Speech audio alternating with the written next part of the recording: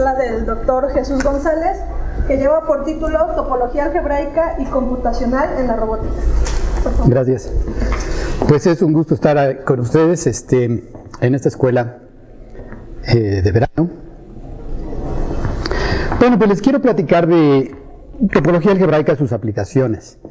Seguramente ya habrán llevado o están llevando algunas pláticas, cursos sobre pues, los fundamentos de la topología algebraica. Y pues la topología algebraica está muy bien desarrollada, es un área muy sofisticada con resultados muy poderosos. Pero ahorita lo que quiero hacer énfasis también es que pues al mismo tiempo la topología algebraica, si bien nació como con un bagaje muy fuerte de teoría, en la actualidad ha encontrado aplicaciones muy importantes y neurálgicas pues en los desarrollos modernos, en particular en la robótica, que es el caso de esta charla, y en el análisis de datos masivos y complejos, que no va a ser el tema de esta charla. Bueno, entonces la voy a dividir en tres partes. En la primera, las dos primeras son más bien clásicas, pero las voy a utilizar para motivar las técnicas de la homología y la cohomología. Y bueno, pues la primera se refiere a la existencia de campos tangentes en esferas. Les digo, este es un problema clásico de mediados del siglo pasado. Y pues, bueno, pues empecemos imaginándonos que tenemos la superficie de la Tierra y tenemos un sistema de sensores suficientemente denso alrededor de la Tierra que va a medir en cada punto de esta la intensidad del viento, su dirección y la magnitud del viento. En particular me voy a estar fijando en la componente horizontal del viento sobre cada uno de los puntos de la superficie del globo terráqueo. Entonces uno podría preguntarse, ¿es posible que en un momento dado, ahora digamos, la componente horizontal del viento se anule en algún punto de la superficie del planeta? Esto pues podría tomarse como indicación de la formación de sistemas de tormentas tropicales o de ciclones o de problemas atmosféricos. Ustedes saben, tienen un ciclón y es estándar que en el ojo del ciclón realmente hay paz, no hay prácticamente viento. Y es que pues de un lado del ciclón el viento está soplando muy fuerte hacia arriba, digamos, y del otro hacia abajo. Y como no puede haber cambios que no sean continuos, se debe de cambiar la dirección del viento y su intensidad continuamente, pues esencialmente es natural pensar que en el ojo del huracán simplemente el viento no sopla, está como si no pasara nada. Entonces este problema, déjenme lo pienso como una posible indicación de la formación de tormentas y de ciclones en la Tierra. Por supuesto, esto no sería definitivamente el caso de que ahí se va a formar un ciclón, pero pues simplemente sería una especie de indicación para ello. Y también podría preguntar si sucede en cada momento, no importa en qué momento tome uno las lecturas de la superficie, si siempre habrá un lugar, una falsa alarma, digamos, posiblemente, de la formación de ciclones. O sea, si habrá un punto en donde la dirección horizontal, la componente horizontal del viento, ser cero. Entonces, bueno, pues el modelo matemático que podemos pensar para esto es, bueno, pues imaginemos que la esfera que el planeta es una esfera perfecta, y realmente esto no es ninguna restricción después de todo. Y entonces pues nos vamos a fijar en la superficie de la esfera Sn, la esfera de dimensión n, que pues la podemos pensar como la familia de todos los puntos en Rn más 1, tuplas de n más 1 numerales, de tal manera que la norma del vector de esta tupla sea 1, que la suma de los cuadrados de las coordenadas de 1. Bueno, pues esto es, en el caso de n igual a 2, lo que tenemos justamente es la superficie de una pelota. Y bueno, pues vamos el modelo esa es la representación ideal de la superficie del planeta. Y la representación o el modelo que vamos a hacer para el asunto de medir la velocidad del viento, va a ser este concepto, lo que se podría pensar, lo que se llama como un campo tangente en este caso, de Sn, que no es otra cosa más que una función de Sn en Rn más 1. Recordemos que Sn está naturalmente, por definición, encajado en Rn más 1. Va a ser una función continua, por lo que les platicaba de que el viento varía, su movimiento varía pues, suavemente, continuamente de un lado al otro.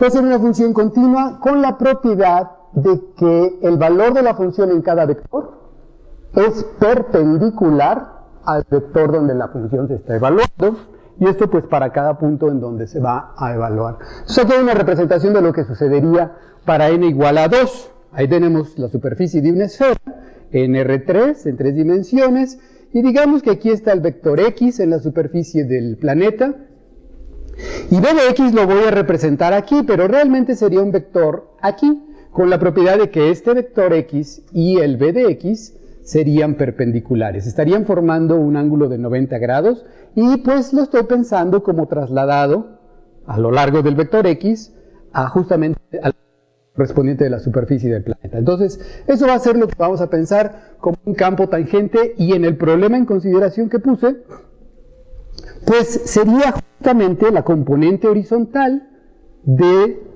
la dirección del viento.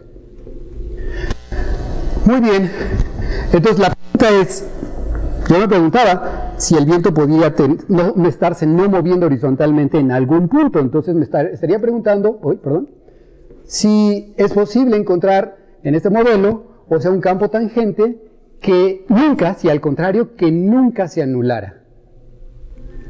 Y bueno, aquí hay algunos ejemplos. Imaginemos que hubiéramos sido bichos de dimensión 1 y que viviéramos realmente, pues, más bien como que viviéramos, ahí está, en la superficie de un círculo, en vez de tener una esfera, que viviéramos en el círculo. Muy bien, pues aquí hay ejemplos. Aquí está representado un campo tangente. Para cada punto sobre la superficie del círculo, me puedo fijar en este vector tangente, digamos que todos son de norma 1, y eso simplemente lo que me estaría dando es este campo tangente. Realmente lo que estaría haciendo en este caso, a como está este dibujo, es multiplicar por menos i a cada punto del círculo pensado como un número complejo. Por ejemplo, en el 1 le estaría asignando el menos i, y básicamente esto es multiplicación por menos i. Entonces aquí hay un ejemplo para la esfera de dimensión 1 de un campo tangente que nunca se anula. De hecho, siempre tiene norma igual a 1 y los vectores son perpendiculares en cada punto de donde se está evaluando. De hecho, esto se puede generalizar para cualquier esfera de dimensión impar. Esferas de dimensión impar, de dimensión 2m más 1, viven en Rm más 2, o sea, un R de dimensión par.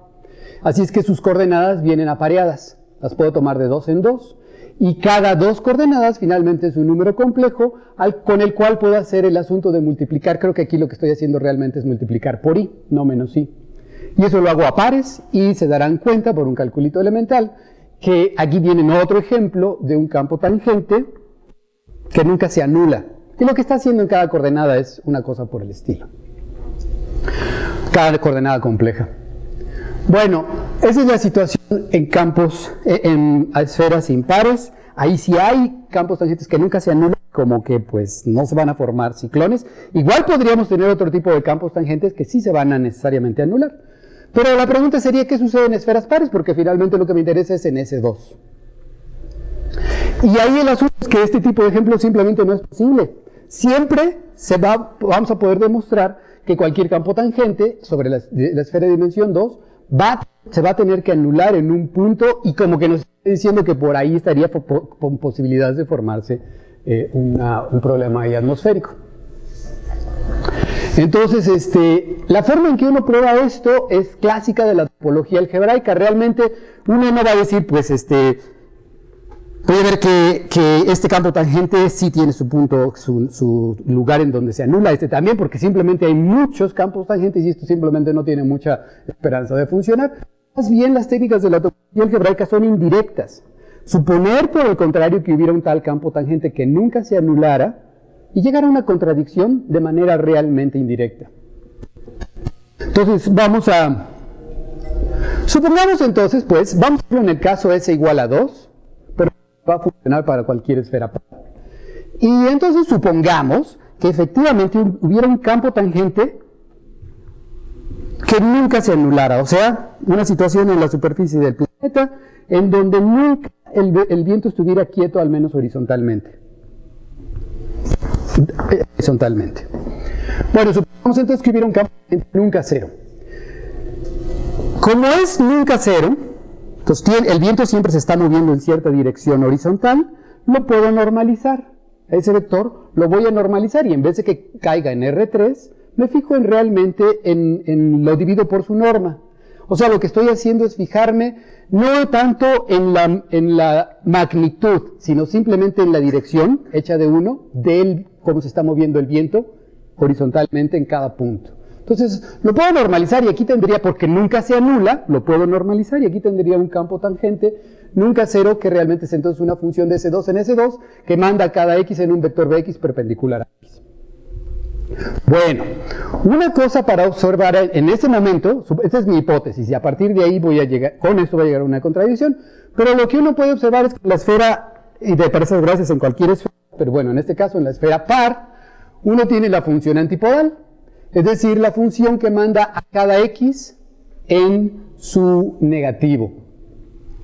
Y observemos que esta función se va a poder deformar a la identidad en presencia de un campo tangente nunca cero. ¿Qué quiere decir que una función se deforme en otro? Este es el inicio como que de la definición de que dos funciones sean homotópicas o deformables una en la otra. Entonces, ¿qué es una homotopía de funciones? Entonces, imagínense que tienen f y g, f0 y f1, un par de funciones entre dos espacios topológicos, y quiero decir cuándo una es deformable en la otra. Pues vamos a decir que f0 es deformable en f1 si sucede lo siguiente. Imaginemos que por aquí está la imagen de la f0, y por aquí esquemáticamente, y por aquí está la imagen del f1. Entonces lo que quiero es que para cada x en el dominio, me voy a fijar en f0 de x y en f1 de x. Y si uno se va a deformar en el otro, pues lo voy a hacer como puntualmente. Es porque debería de haber una curvita en y. Recuerden que esto es todo, aquí es donde está tomando valores las f's. Debería haber una curvita alfa. Esta alfa realmente depende de la x, que va de f0 de x en f1 de x. Y esta curva debe de variar continuamente en x. Entonces, entonces básicamente la idea es que como esto está sucediendo para toda x, bueno, entonces si para toda x en x existe una curva alfa de x, que es una curva en y, que se ve así. Y además, esta debe de variar, esto depende, la curva en sí es una función continua, pero tiene un parámetro, depende de la x, y debe de variar esta curva continuamente en x. Entonces esta expresión debe ser continua en x. Entonces con eso voy a decir que dos funciones son deformables una en la otra. Y pues la idea está aquí, lo hago puntualmente, pero esto globalmente una se puede deformar en la otra. Entonces, bueno, si aquí es fácil darse cuenta que la función antipodal sería deformable a la identidad. Justamente, si estoy suponiendo que tengo un campo tangente que nunca se anule, pues ¿cuál sería esta curva? Para esa x, tengo que hacer una curva de x, que sería la identidad, a menos x, que sería el valor de esta función. Son los f0 de x y f1 de x. Y la curva simplemente va a ser esta geodésica partiendo en la dirección que me esté apuntando el campo tangente. Pues ahí estaría una deformable en la otra. Bueno, ¿cuál sería el problema de esto? El asunto es que esta es una tal situación. Esta situación depende de que exista un tal objeto de estos. Pero por sí misma esta situación es imposible y se va a descartar por el uso de la homología singular o alguna versión de la homología la más sencilla, definida para espacios topológicos. Entonces, bueno, no la voy a definir, no voy a hacer la construcción explícita, ese es el objetivo de los cursos que están llevando y las pláticas que están viendo, pero esencialmente, pues aquí hay un resumen de lo que está sucediendo. La homología, ¿qué es la homología? La homología lo que hace es una regla de asociación, es por sí misma una función, que a cada objeto geométrico, digamos a cada espacio, le asocia un modelo de este objeto, pero algebraico. Le va a asociar, digamos, un grupo. Y que a funciones entre dos espacios topológicos, que si tengo x, h, y, si tengo una función así, pues entonces por aquí va a estar este modelo de homología de x, y por aquí va a estar este modelo de homología de y va a haber una función correspondiente que quiere representar mucho de las propiedades topológicas de esto, pero algebraicamente. Entonces, es un par de asociaciones, una a cada espacio y una a cada función entre espacios. Una de las propiedades que debe de tener es que debe de ser natural en este sentido, debe de preservar identidades. Si esta es la identidad, pues no esperaría que mi modelo algebraico haga algo demasiado loco, porque esto era la identidad. Y en efecto, se le va a pedir que esto, bueno, la propiedad que va a tener es que esto va a ser la identidad entre estos grupos. Y por otra parte va a preservar composiciones, en el sentido de que si de Y puedo ir a Z, pues aquí tendría el correspondiente dado por homología, pero me podría fijar en la composición. Y lo que le voy a pedir es que esa composición pues va a tener que inducir algo de aquí hasta acá, y va a ser otra cosa, no va a ser otra cosa más que la composición de los dos morfismos correspondientes en homología. Entonces es natural en este sentido, preserva identidades y composiciones, y esto básicamente lo que está diciendo, junto con otras propiedades estándares, dice que este modelo es muy accesible para problemas concretos. Si bien geométricamente un problema puede ser complicado, sobre todo porque depende de espacios topológicos, son infinitos, continuos, lo que sea, el modelo es discreto, va a ser un grupo, y este grupo y los morfismos entre ellos van a ser altamente accesibles, van a ser calculables. Y finalmente, la propiedad que nos va a salvar aquí del día, de esta charla, es que si dos funciones son diferentes, como lo teníamos hace ratito, el antipodal y la identidad, entonces necesariamente van a inducir lo mismo en homología. Si un par de funciones como estas dos, como esta y otra que vaya de x en y, son homotópicas, inducen exactamente el mismo morfismo. Bueno, entonces regresando a nuestra situación anterior, en donde lo que teníamos es la supuesta presencia de un campo tangente nunca cero, observábamos que implicaba que el antipodal tendría que ser deformable a identidad, pues entonces en homología tendrían que inducir lo mismo. Y bueno, les decía que este modelo es accesible. En particular, la homología, y esta homología depende siempre de un numerito. Allá no le puse nada, ni voy a hacer énfasis, ya saben de lo que se trata, pues tomarán homología en dimensión 2. Si nada más se trata de motivar esto, es irrelevante, es decir, es lo que estoy tratando de evitar. El punto es que la homología de C2 es calculable, es un grupo cíclico infinito, es Z, es isomorfo al grupo abeliano Z. Y por otra parte, bueno, entonces tendría estos dos morfismos, ¿verdad?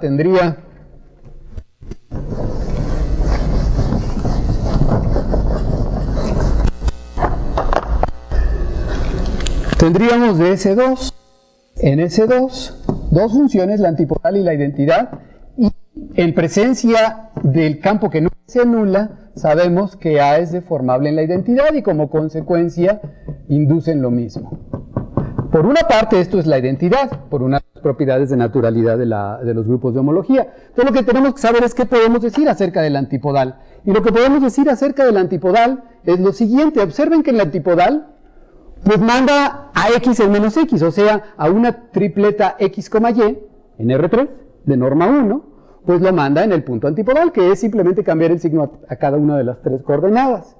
En otras palabras, la antipodal se puede escribir como una composición de tres funciones que conmutan entre sí.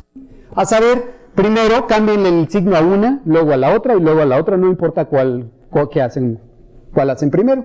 Entonces la antipodal es una composición de tres reflexiones. Cada vez que cambian el signo en una coordenada, lo que están haciendo es, digamos, si aquí está la primera, la segunda y la tercera, entonces un punto aquí arriba, al cambiarle el signo a la última coordenada, más lo están reflejando en el hiperplano XY. Entonces es una composición de tres reflexiones. Y por el asunto de que la homología preserva composiciones, esto es la composición de H del morfismo inducido por cada una de estas reflexiones. Ahora, cada una de estas reflexiones lo que hace es una imagen como en el espejo, lo que están viendo si se paran aquí y reflejan ahí, lo que están viendo es ustedes allá atrás, reflejados. Pero invierte la orientación. Si levantan su mano derecha, pues el otro cuate va a levantar la mano izquierda, porque se levanta aquí al reflejado. Entonces, esto básicamente está diciendo que las reflexiones cambian la orientación y eso se va a ver reflejado en la accesibilidad de los grupos del modelo H, en el hecho de que cada uno de estos, que va a ser un morfismo de Z en Z, simplemente es cambiar de signo. Eso es lo que está reflejando que cambia la orientación. Y entonces esto sería la composición de 3 morfismos de Z en Z, o Z en Z, otro más en Z y otro más en Z, y cada uno de ellos es cambiar el signo. Como son 3, el efecto neto es cambiar el signo 3 veces. Esto sería mandar cualquier entero en su negativo, pero por otra parte tendría que haber sido el 1. Y eso es la contradicción. La identidad no es menos la identidad. Entonces la consecuencia es, bueno, si ya tenemos este modelo, no va a haber un campo tangente nunca cero sobre la superficie de la Tierra, y en efecto, cada vez que quieran hacer una tal medida, van a encontrar posibles lugares en donde va a haber posibilidad de que se forme una tormenta tropical o problema atmosférico. Bueno, ese es un uso clásico de la homología. Déjenme pasar ahora un poquito más sutil en cohomología y introducir un poquito más de técnicas de topología, pues, poco equivariantes, en los inicios de una cosa que podría ser como equivariante. Entonces, aquí la pregunta es, otra vez, me voy a fijar en la Tierra, en la superficie de la Tierra, pero ahora lo que voy a hacer no es medir la intensidad y dirección del viento, sino medir un par de parámetros sobre cada uno de los puntos de la superficie de la Tierra. Imaginen que como aquí voy a medir la presión atmosférica y la temperatura en cada punto de la superficie de la Tierra. Dos parámetros, porque esencialmente la superficie de la Tierra pues tiene dimensión 2. La pregunta sería si es posible que en un momento dado, al hacer esto, nos encontremos que en ese momento un par de puntos antipodales registren el mismo par de valores de los parámetros que elegí, la presión y la temperatura. Si es posible que esto suceda en un par de puntos. Eso sí se ve un poquito más truculento, ¿no? Porque el hecho de que todo el mundo estamos acostumbrados que por estas fechas se andan formando los ciclones en el Caribe y en otras partes del mundo, pues le va a decir, sí, como que hay muchas chances de que haya campos tangentes que nunca se anulen, que están anulando en la superficie de la Tierra, pero aquí como que ya sale un poquito de nuestra intuición. Entonces la pregunta sería eso, si sobre cada punto, si eligen un momento dado, sobre cada punto de la Tierra hacen este par de evaluaciones, y será que siempre en un par de puntos antipodales registren el mismo par de valores. Entonces, el modelo matemático va a ser otra vez más general, Sn, pero pues la pregunta fue mencionada para n igual a 2, y si esta f son los parámetros que vamos a medir. Va a haber n parámetros de ellos. A cada punto de la superficie de la esfera de dimensión n le voy a asociar n parámetros. Otra vez son n parámetros pues, que vienen de la práctica, digamos, varían, la temperatura varía continuamente conforme me voy moviendo sobre la superficie, no va a haber un brinco cuántico, bueno, en principio, en teoría, en la temperatura, en este modelo. Entonces la pregunta, ¿es posible tener un tal registro con n parámetros sobre Dsn, de tal manera que realmente no haya nunca un par de puntos con los mismos parámetros, puntos antipodales con los mismos parámetros? Otra vez la respuesta va a ser que no. Siempre, y aunque ya no es tan intuitivo, si lo ven por primera vez, siempre va a haber, y no importa en qué momento lo hagan, o sea, siempre va a haber un par de puntos antipodales con la misma temperatura y la misma presión sobre la superficie de la Tierra en un momento. Por ejemplo, hagamos el caso n igual a 0. Voy de S0 en R0. Esto es bastante ridículo. S0 son los vectores de norma 1 en R, 0 más 1, o sea en R. O sea, en la recta real 1, el 1 y el menos 1. S0 son dos puntitos, pobrecillos, ahí están. Menos 1 y 1. R0, por supuesto, se degeneró nada más a un punto, al 0. Es el espacio vectorial trivial. Y la pregunta es, si hay puntos antipodales que tengan el mismo valor, y aquí no hay para dónde hacerse. El único par de puntos en ese 0 son antipodales. Y efectivamente tienen el mismo valor porque no tienen más de dónde elegir. Está muy apretado. Pero veamos que me voy al siguiente caso interesante, al primer caso interesante de S1. Entonces me pregunto si habrá una función que se le ocurra satisfacer esto, que estoy esperando que no. Pues ahí hay un ejemplo, la función altura. Si han visto teoría de Morse, pues este es un ejemplo estándar. Lo que hacen es, toman este círculo y lo mandan en la recta real, asociándole así, horizontalmente, le mandan a la altura. Ahí hay una función continua. Voy de S1 en R1, N vale 1. Entonces nada más hay un parámetro que estoy midiendo sobre S1. Y con esta figura es evidente que estos dos puntos, este par de puntos antipodales, van a tener la misma altura. Y de hecho son los únicos pares de puntos, el único par de puntos que tiene esa propiedad. Pero pues ese es un ejemplo muy benévolo. Uno podría imaginarse que el círculo fue deformado ligeramente y que lo que estamos viendo sería un círculo, pero digamos así, y con la función altura h a la recta real. Y entonces aquí, ¿a poco será cierto que habrá un par de puntos antipodales que necesariamente tengan la misma altura? Por ejemplo, a esta altura, este punto y este punto tienen la misma. Bueno, este punto y este punto tienen la misma altura. Pero, pues es evidente que no son antipodales.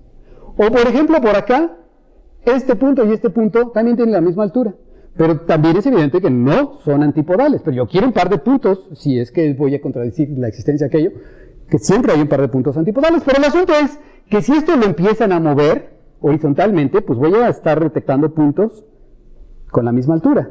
Pero cada vez se empiezan a alejar y como que aparecer más antipodales, uno al otro. Por otra parte, si esto lo empiezo a bajar, sucede lo mismo. Y por una especie del valor intermedio, llevan al valor intermedio, debe de haber un punto en donde ya realmente sean antipodales, porque los puntos que tienen las mismas alturas pasan de estar en un hemisferio a el otro hemisferio y eventualmente tienen que pasar por el ecuador. Entonces es un problema de continuidad del tipo de valor intermedio en esta situación, pero claro, no tiene por qué ser una cosa así tan general, tan particular, perdón.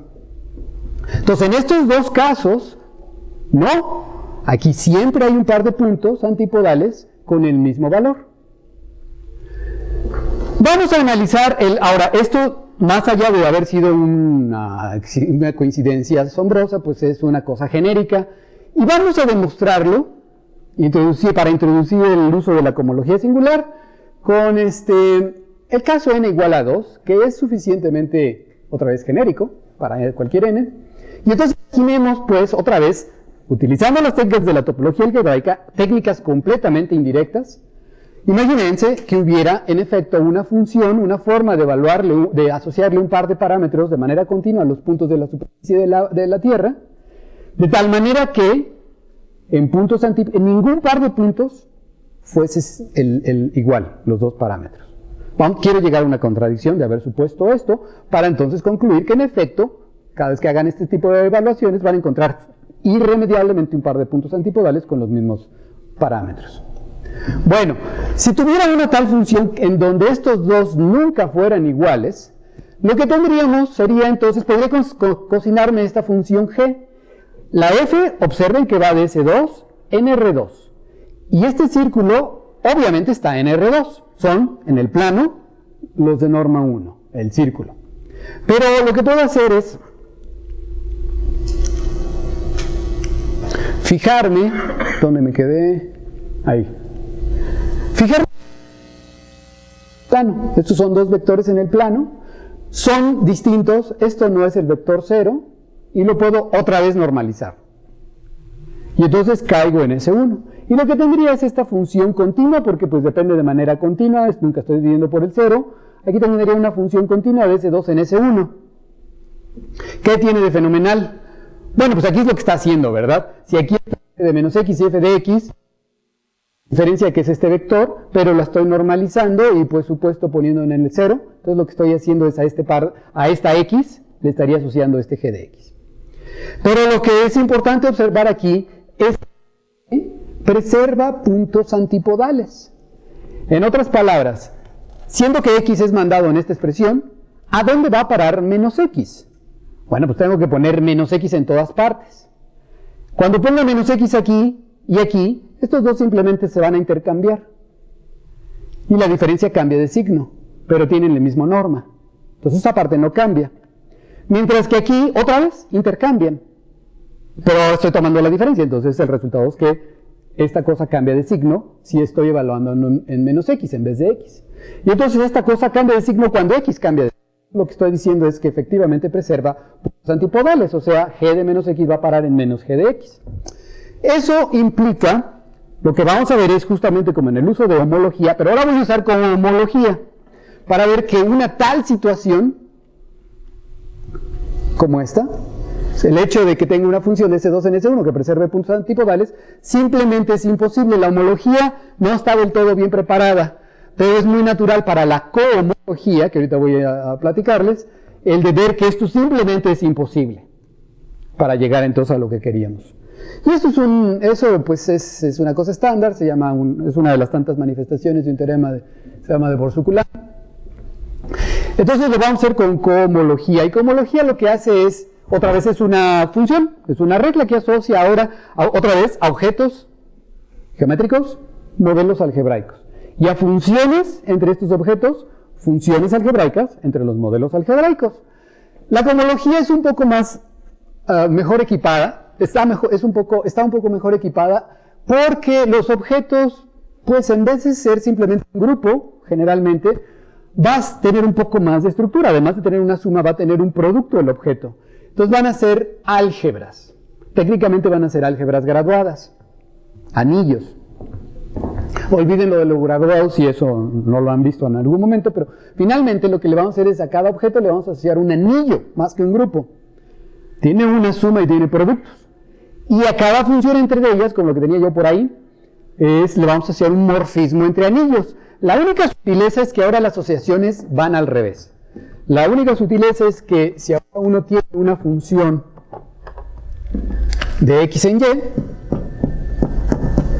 entonces a través de la cohomología le podemos formar un anillo asociado a este cuate, un anillo asociado a la y, pero la f también va a tener naturalmente inducida un morfismo de anillos que preserva las dos estructuras, la aditiva y la multiplicativa. Tal. Otra vez va a ser accesible calcular estos objetos algebraicos asociados a cosas geométricas. Es accesible en caso de la cohomología simplicial, particularmente, y pues mucho de ello es otra vez porque tiene estas propiedades de funtorialidad, de naturalidad. A la función identidad le asocio la identidad y a las composiciones le asocio las composiciones. Nada más que ahora las cosas van al revés, pero bueno, eso es peccata minuta. Y después de todo no es tan malo. Bueno, entonces en particular, recordemos en nuestro ejemplo, lo que teníamos es una función g de S2 en S1, porque había pensado que la n era 2, pero esto va a funcionar en general, que tenía esta maravillosa propiedad. Y eso es lo que quiero usar para llegar a una contradicción.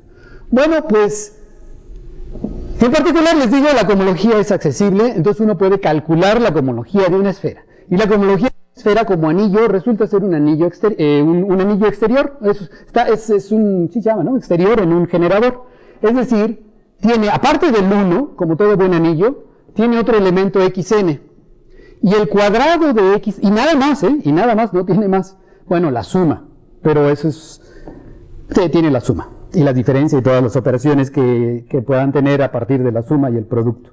Salvo que el producto de x consigo mismo, su cuadrado es 0.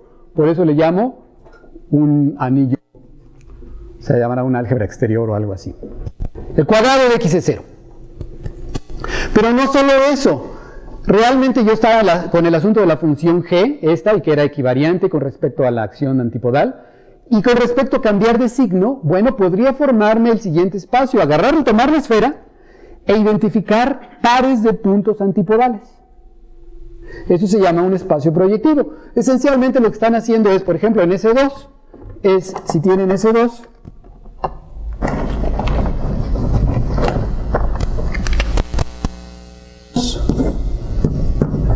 ahora voy a identificar este punto con el que está allá atrás. Y este punto con el que está acá atrás. Para cada par de puntos. Entonces, ¿qué es lo que podría hacer? Finalmente, pues hay muchos puntos que sobran, ¿verdad? Todos los de abajo sobran, entonces lo que podría hacer es nada más considerar este hemisferio. Ya los de arriba ya son los únicos, pero los antipodales de aquí todavía hay que identificarlos. Por supuesto, este espacio es lo mismo que un disco cuando identifican puntos antipodales. Es decir, si una hormiga empieza a moverse por aquí, sale por acá. Este sería el correspondiente de S2 módulo los puntos antipodales. Bueno, el hecho es que para ese espacio también uno puede calcular el anillo de cohomología, es bastante interesante. Este va a ser con, bueno, todo esto es con coeficiente Z módulo 2, pero si no sabemos qué es eso, no importa gran cosa. Este anillo como anillo es un anillo de polinomios módulo el ideal generado por x a la n más 1. O sea, los elementos que realmente tiene esenciales son el 1, la x, su cuadrado, su cubo, hasta su enésima potencia, pero la n más 1 potencia es 0. Esencialmente es la misma n de aquí. La n todavía la aguanta este cociente, pero la n más 1 es 0. Resulta que uno puede calcular, ya no es tan elemental, puede haber varias formas de hacerlo, ya requiere un poquito más de trabajar en el asunto. Al final del básico, por ejemplo, del curso básico de topología, que se da aquí y en cualquier lado, bueno, a veces no. En fin, vamos a centrarnos. Es que la cohomología de este producto proyectil, de este espacio, es polinomial así como se muestra. Entonces simplemente vamos a aplicar esta información. O sea, recuérdense que lo que tenía era esta función que mandaba x en algo y menos x en el menos algo de aquel, preservaba los puntos antipodales. Entonces aquí tengo esa función. Estas son las proyecciones canónicas. Este manda x en la clase de x, o sea, el par x, menos x. Como esta g se supuso haber sido equivariante, preservar puntos antipodales, cuando esos puntos antipodales se identifican, pasa al cociente, por topología de conjuntos usual. Entonces tengo esta función, a la cual ya le aplicaría el modelo de cohomología. Y entonces iría de la cohomología de este espacio, que es S1, módulo puntos antipodales, en la cohomología de este espacio, que es S2. Solo que esas cohomologías están puestas aquí. Aquí la x al cuadrado es 0 y aquí está. No es necesariamente la misma x, es la que sucede aquí y esta es la que sucede acá, pero hay razones para pensarlas como el mismo objeto. Pero el punto es que esta función no fue cualquier función, vino de una que preservaba puntos antipodales. Y parte del cálculo de la cohomología de su accesibilidad implica que esta función, al haber venido de una tal, debe demandar la x en x, no hay de otra. Debe demandar la x en x. En particular, como es un morfismo de anillos, por el asunto esto de que debe ser un morfismo de anillos, la g, pues al mandar la x en x, debe mandar x al cuadrado en x al cuadrado, y x cúbica en x cúbica, y la x a la cualquier potencia en x a la misma potencia. Pero en particular, noten que aquí x al cuadrado, tendría que ir a x al cuadrado, pero x al cuadrado es 0, y aquí todavía no. Entonces aquí tendríamos que x al cuadrado es 0, siendo mandado en algo no 0. Y eso simplemente no es posible, ni siquiera en un grupo, pues, pero pues en un anillo, como es el caso, y sería esencialmente la contradicción. Entonces, otra vez, por el uso de la estructura multiplicativa en la cohomología, lo que vemos es que podemos concluir que en efecto, sobre la superficie de la Tierra, si hacemos un par de medidas continuas sobre cada punto, entonces es irremediable que vamos a encontrar un par de puntos antipodales en la superficie de la Tierra que van a tener siempre el mismo par de valores medidos. Y realmente en este modelo no es tan importante que la esfera se haya supuesto ser perfectamente esférica. Simplemente que tenga esa forma, esa topología. Es más, que tenga esa homotopía. Bueno, entonces déjenme pasar a la última parte de la charla. ¿Quedan como 20 minutos? Vamos a ver hasta dónde llegamos. Entonces esta ya no es tan clásica, pues esto se va a dar ideas que fueron introducidas a principios de este milenio y pues son aplicaciones de la topología algebraica a problemas en la robótica. Entonces, perdón de que esta cosa está en inglés, pero bueno, ahí vamos. Entonces, imagínense, aquí la idea es, tienen un robot, tienen un sistema autónomo que fue diseñado con cierta tecnología, ingeniería, y tiene entonces capacidades para resolver tareas específicas que vamos a necesitar asignarle. El problema Es que las tareas son complejas. Y el robot no tiene la inteligencia para coordinar, para hacer una sucesión de acciones más simples, pero que al ser efectuadas una tras la otra de manera coordinada, lleve a la resolución de una tarea más compleja. El robot no tiene esa inteligencia y ese es el problema. Lo que tenemos que hacer es cómo podemos programar al robot, instruir al robot de cómo hacer tareas específicas. Por ejemplo, digo, uno podría pensar en usualmente lo que sucede cuando un niño que estás en tu cuarto y esto está todo tirado y tu mamá te dice, levántalo. En la torre, ¿cómo le hago? No, pues de hecho un niño de 3 años va a decir, se va a sentir bastante abrumado, o quizás un poco menos, depende del niño. ¿Por dónde empiezo? ¿Qué hago? ¿Cómo es la tecnología? ¿Cuál es la metodología, la logística para armar esto? Pues eso es lo que hay que enseñar al robot esencialmente. Bueno, entonces hay que instruirlo de algoritmos para resolver problemas. En esto de instruir a un robot con algoritmos, con inteligencia, pues hay 2 sabores de cómo puede presentarse el problema. Uno con características locales y otro con características globales.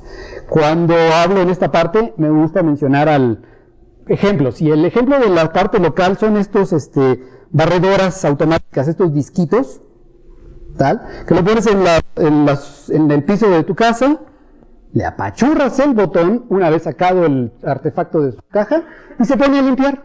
Y hace un trabajo bastante razonablemente bueno. De hecho, muy bueno si uno no quiere barrer. Pero bueno, lo que hace el robot es que está dotado con una bola de un sistema muy complejo de sensores y que le dicen esencialmente cómo es la topología alrededor de él y a la vez con algoritmos para sortear los obstáculos que pueda tener en base a la información que va recibiendo de todos estos sensores. Estos son... Está bien y depende mucho de los algoritmos con los que esté programado el robot, que finalmente eso es lo que más vale, más que la tecnología en sí del robot, aunque los sensores están abaratando. Esa sería la parte local. Realmente el robot no sabe cómo están distribuidos los muebles en el cuarto que va a barrer, no sabe la topología del lugar, pero la puede ir infiriendo al paso con sus sistemas locales. Pero hay otro que tiene más bien un carácter global, y pues aquí sería el punto de que, por ejemplo, tienen una misión espacial, una nave espacial que no va tripulada, va un robot, y tiene que arreglar un satélite que se descompuso por ahí, cualquier otra cosa que salga en el camino. Entonces, el centro de control debe de mandar esta cosa con un sistema muy concreto, con una lista muy concreta de cuáles son las instrucciones, de instrucciones de cómo debe de proceder el robot dependiendo de los problemas que se vaya encontrando. Aparte de resolver el problema que tiene que ir, posiblemente se encuentre con otros problemas o que no se habían dado cuenta, incluso con posibles situaciones peligrosas. Ustedes saben, en el espacio exterior, pues incluso los microasteroides, los pequeños fragmentitos, pedacitos de piedra, aunque son pequeños, vienen rapidísimo, y si eso le pega a un panel al propio traje espacial del astronauta, su vida realmente está comprometida, lo puede perforar y hasta ahí llega. Entonces, ante situaciones imprevistas también debe llevar un sistema muy concreto, preciso, puntual, de cómo proceder ante incluso casos de emergencia. Por supuesto, en este caso, y sabemos perfectamente la topología del espacio, incluso la topología del satélite al que va a ir, cómo moverse y todo. Ahí sabemos todo lo que tendríamos que saber, lo que no sabemos cómo lidiar con imprevistos. Entonces, este es el tipo de sabor del problema de planeación motriz al que me voy a referir en esta charla. Entonces, aquí está el modelo que introdujo esta persona, Michael Farber, que básicamente se centra en decir, bueno, robot, voy a suponer que conozco, como les decía en el sabor global del problema, que conozco la totalidad de los posibles estados del robot. Y a esta totalidad de posibles estados le voy a llamar el espacio X. Le voy a llamar el espacio de estados o de configuraciones del robot. Para ser un poquito más preciso, el asunto es que imagínense que tienen este robot, este brazo mecánico plano. Tiene 4 goznes planos, tiene esencialmente un hombro, Un hombro, un codo, una muñeca y un angulito adicional para más fino para recoger cosas. Entonces, un estado del robot queda completamente determinado por 4 ángulos. Y de manera natural, entonces el espacio de estados de X es un subespacio del producto cartesiano de 4 círculos. A lo mejor no es todo el producto cartesiano si el robot tiene restricciones en sus movimientos. Muy bien, entonces el modelo de Farber simplemente se fija en esta situación estándar en topología. Lo que queremos es un espacio de un espacio de acciones y un espacio de tareas. Las tareas que tiene que resolver el robot y cómo las va a resolver. Abajo están las tareas y arriba cómo las tendría que resolver. Entonces, abajo son las tareas. Y lo voy a modelar como el producto cartesiano del espacio de estados consigo mismo. O sea, decirle al robot, tienes este estado y necesitas llegar a este estado. En cuanto lo hagas, vas a haber resuelto una tarea. Entonces, una tarea es darle una posición inicial y una posición final al robot. El espacio de acciones es el espacio de funciones continuas del robot. Da un estado, una sucesión continua de movimientos de estados del robot para cómo ir de este estado en este estado, pues a través de una curva explícita. Entonces, el espacio de acciones va a ser el espacio de curvas.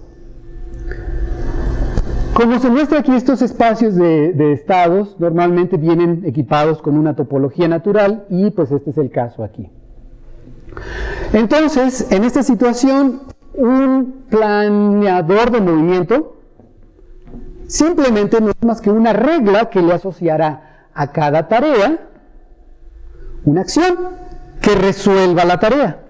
O sea, es una función de aquí para acá que cuando la sigues con esta función sea la identidad. No dije quién es esta función. Esta función es, dada una acción, te fijas dónde empieza y dónde termina. Y entonces, si tengo una tarea, quiero una acción que la resuelva. Ahora, en la práctica, pues hay un problema sustancial, que es la presencia del ruido. El ruido es algo con lo que no nos podemos ignorar, sujetos a ellos y tenemos que aprender a lidiar con ello. Y bueno, ¿cómo podemos hacer eso? Pues justamente diciendo, le voy a pedir a esta función, a esta sección de esta función que sea continua. O sea, lo que le estoy pidiendo es, si el robot se va a desenvolver en un medio ruidoso, por ejemplo, en la misión al espacio, pues a lo mejor la comunicación con la torre de control y el robot va a tener interferencias, incluso hasta se puede ser nula en un momento dado. Y aún así tenemos que asegurarnos que el robot nos informe de cómo está la situación y mandarle en todo caso ajustes finos en las tareas que tiene que hacer. Entonces le voy a pedir esencialmente que este sea una función continua, el plan motriz, plan motriz. Es decir, que a pequeñas variaciones de la tarea a resolver, digamos por la presencia de ruido, solamente resulten pequeñas variaciones de la acción a resolver la tarea. A esos planes motrices continuos, por esa razón les vamos a llamar robustos al ruido. Y entonces el modelo de Farber simplemente lo que hace, vamos a apurarnos un poco para ver si llegamos a algo interesante, es que aquí tienen el espacio de acciones, el espacio de tareas. Farber demuestra, y es una ley de Murphy básicamente, que dice, la ley de Murphy, si la googlean, yo creo que la principal es la que todo el mundo sabemos y hemos experimentado, es que si algo puede salir mal, va a salir mal. Y aquí esto lo pueden interpretar algo así, porque simplemente no existen planes motrices robustos al ruido, secciones continuas de esta función. No existen, a menos, por supuesto, que el espacio de estados sea contráctil. Se pueda deformar en el sentido de homotopía a un punto. Sí, entonces, ¿qué podemos hacer con esto? Perdón por la palabra. ¿Qué podemos hacer con esto? Pues no va a haber una sección global continua, robusta al ruido. Pero lo que sí podemos decir, bueno, ni modo, a lo mejor puedo subdividir el espacio de tareas en alguna cantidad de partes pequeñitas, tan pequeñitas que cada una de ellas admita un plan motriz, solamente definida en esa parte, que sea robusta al ruido.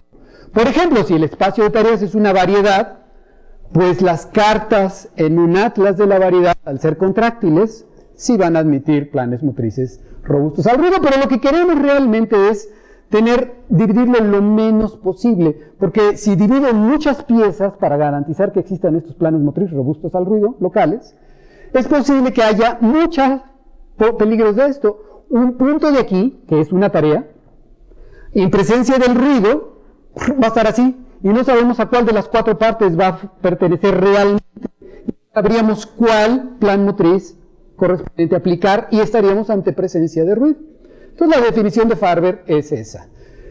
La complejidad topológica del espacio simplemente es el mínimo número de piezas en las que puedo dividir el espacio, las tareas, de tal manera que en cada una de esas piezas se admita un plan motriz robusto al ruido. Y resulta que esto, a este modelo se le pueden aplicar las técnicas de topología algebraica. En particular, cohomología. Estas dos son, esta de aquí, uno puede estimar este número. Uno con los matemáticos teóricos, y dado que este es un invariante con interés homotópico, le interesaría calcular el valor numérico de este TC de X, el mínimo número de piezas.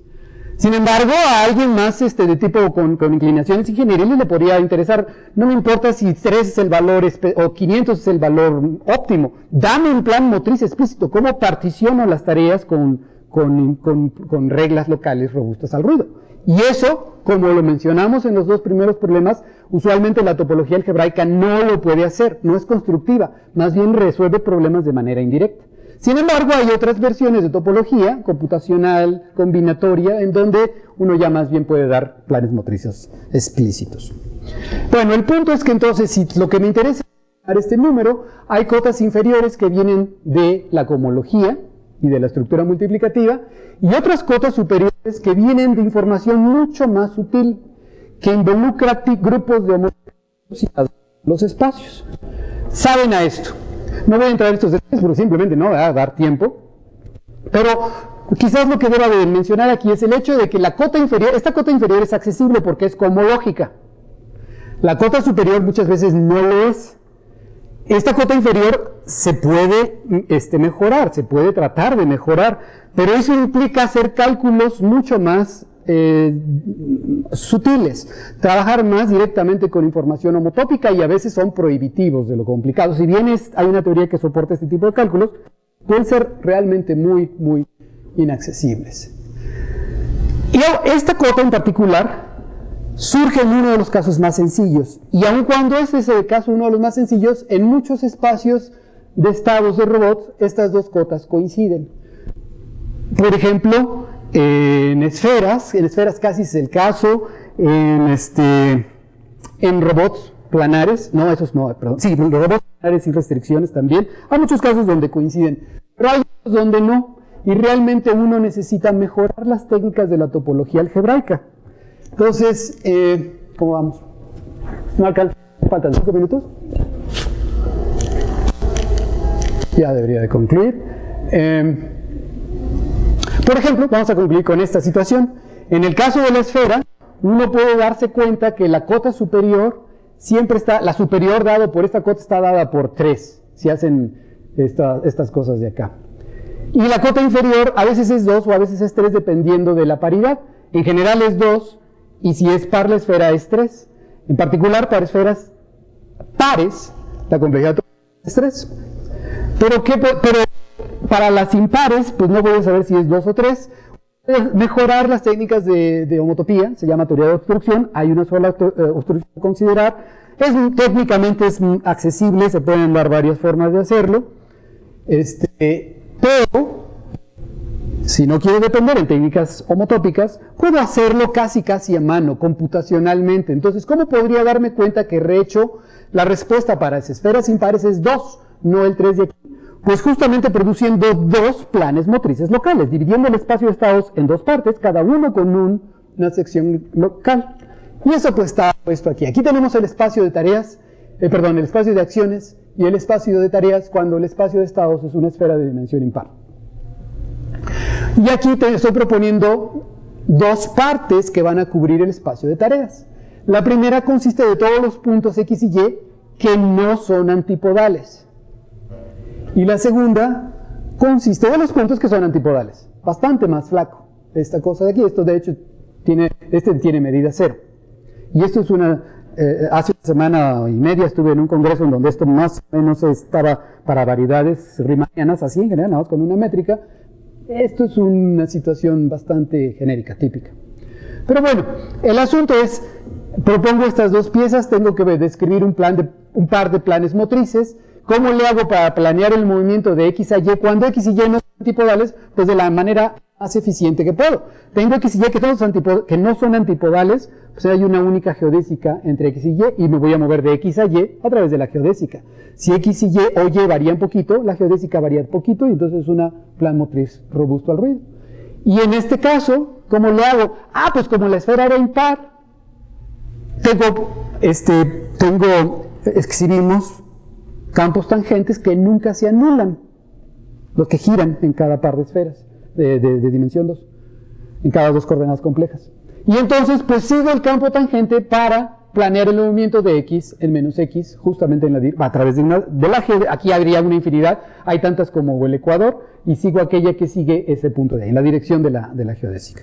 Entonces, bueno, déjenme nada más resumir. Les iba a hablar de algunas otras cosas más, pero bueno, nunca le atino al tiempo. Que desarrollo este tipo de ideas de complejidad topológica está ahorita bastante activo, utiliza muchas técnicas en topología algebraica, teoría de homotopía, pero a la vez están entrando otro tipo de técnicas más computacionales. Incluso al final les iba a hablar de un modelo que introduje hace poquillo para incluso hacer una implementación en computadoras en la búsqueda de planes motrices y sustituir esta información homotópica para acotar por arriba estos números, pues por darle el trabajo a una computadora y al menos que describa planes motrices cercanos a los óptimos. Bueno, pues muchas gracias por su atención.